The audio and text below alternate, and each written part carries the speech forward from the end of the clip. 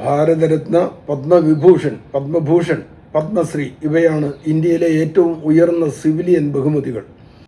വിവിധ മേഖലകളിൽ നൽകപ്പെടുന്ന പ്രത്യേക സേവനങ്ങളെയും മികവിനെയും, അതായത് ഡിസ്റ്റിങ്ക്വിഷ്ഡ് സർവീസ്, മാനിച്ചാണ് ഈ പുരസ്കാരം നൽകുന്നത്.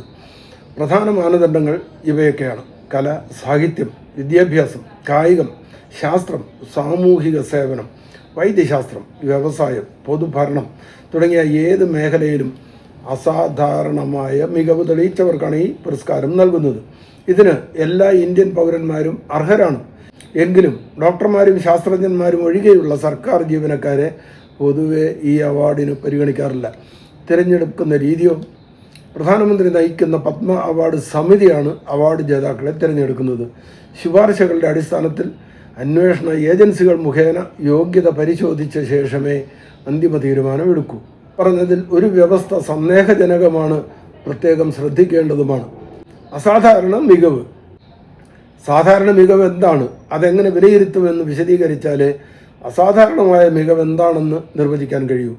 സാധാരണ മികവും അസാധാരണ മികവും അളക്കുന്നതിൻ്റെ മാനദണ്ഡം എന്താണ്? പരീക്ഷയിൽ മാർക്കിടുന്നതും ഗ്രേഡ് തിരിക്കുന്നതും പോലെ ഒരു വ്യക്തിയുടെ മികവിന് മാർക്കിടാൻ കഴിയുമോ? നടൻ ജയറാമിന് 2011 പത്മശ്രീ പുരസ്കാരം കൊടുത്തു.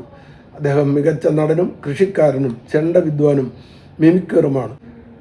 മിമിക്രി ആർട്ടിസ്റ്റ് എന്ന് സാധാരണ ജനങ്ങളും മിമിക്രി അവതരിപ്പിക്കുന്നവരും പോലും ഉപയോഗിക്കുന്നത് കൊണ്ടാണ് ഞാനതൊന്ന് തിരുത്തി മിമിക്കർ എന്നാക്കിയത്. മിമിക് എന്നും പറയാം. മിമിക്രി ആർട്ടിസ്റ്റ് എന്ന് പറഞ്ഞാൽ പാട്ട് പാടുന്ന ആളെ മ്യൂസിക് ആർട്ടിസ്റ്റ് എന്നും അഭിനയിക്കുന്ന ആളെ ആക്ടിങ് ആർട്ടിസ്റ്റ് എന്നും പറയണമല്ലോ. അങ്ങനെ പറഞ്ഞാൽ മതിയല്ലോ. എന്തായാലും ജയറാം ഇതൊക്കെയാണ് എന്ന് വെച്ച് അതൊരു അസാധാരണത്വമാണോ? അതുകൊണ്ടൊക്കെ നേട്ടമുണ്ടായത് അദ്ദേഹത്തിനും കുടുംബത്തിനും മാത്രമാണ്. അദ്ദേഹത്തെക്കാൾ മുൻപേ ആ രംഗത്തെത്തിയവരും കൂടുതൽ മികവ് തെളിയിച്ചവരുമായ എത്രയോ നടീനടന്മാർ ഇവിടെ ഉള്ളപ്പോഴാണ് ജയറാമിന് പത്മശ്രീ കൊടുത്തത്. അങ്ങനെയെങ്കിൽ അതിൻ്റെ മാനദണ്ഡം മികവ് മാത്രമല്ല എന്ന് മനസ്സിലാക്കാൻ ഒത്തിരി പുത്തിയൊന്നും വേണ്ട. ജഗതി ശ്രീകുമാർ, തിലകൻ, ഇന്നസെൻ്റ്, നെടുമുടി വേണു, സുകുമാരി, KPSC ലളിത, മുരളി, ശ്രീനിവാസൻ, MG സോമൻ തുടങ്ങിയവർ അഭിനയകലയിൽ ജയറാമിനേക്കാൾ എത്രയോ മികച്ചവരാണ്.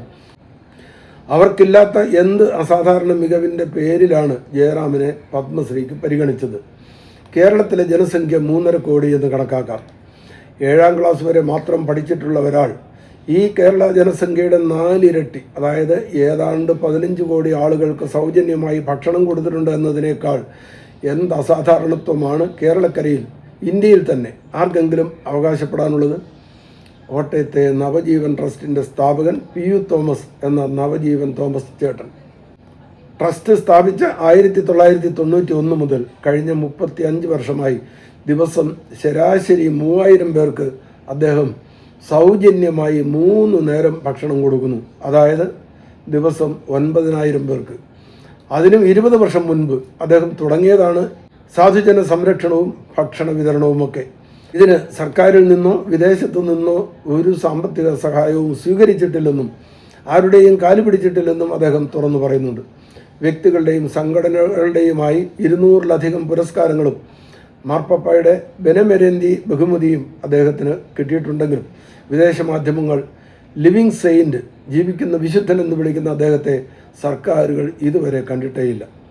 പത്മശ്രീ പോലുള്ള പുരസ്കാരങ്ങൾ ഡിസ്റ്റിങ്ക്വിഷ്ഡ് സർവീസിന് കൊടുക്കുന്നു എന്നാണല്ലോ പറഞ്ഞത്.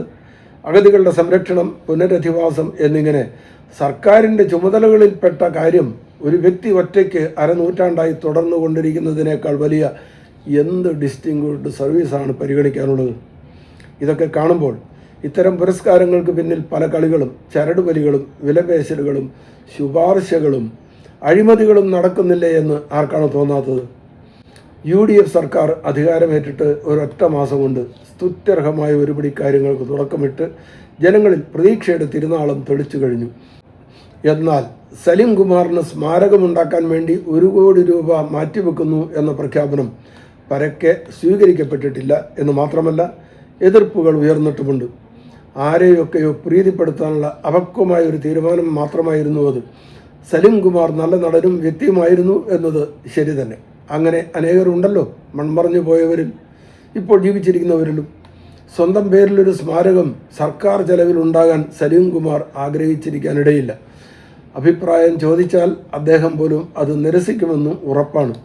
അത്ര വലിയ മഹത്വം കൽപ്പിച്ചു കൊടുക്കാനില്ല. സ്വന്തം നാട്ടുകാരൻ എന്ന പരിഗണനയിലായിരിക്കാം സതീശൻ ഇങ്ങനെ ഒരു നടപടിക്ക് ഒരുങ്ങിയത്. 2-3 ലക്ഷം മുടക്കി സലീം കുമാറിൻ്റെ നാട്ടിൽ ഒരു ബസ് കാത്തിരിപ്പ് കേന്ദ്രം നിർമ്മിച്ചാലും സ്മാരകമാകും.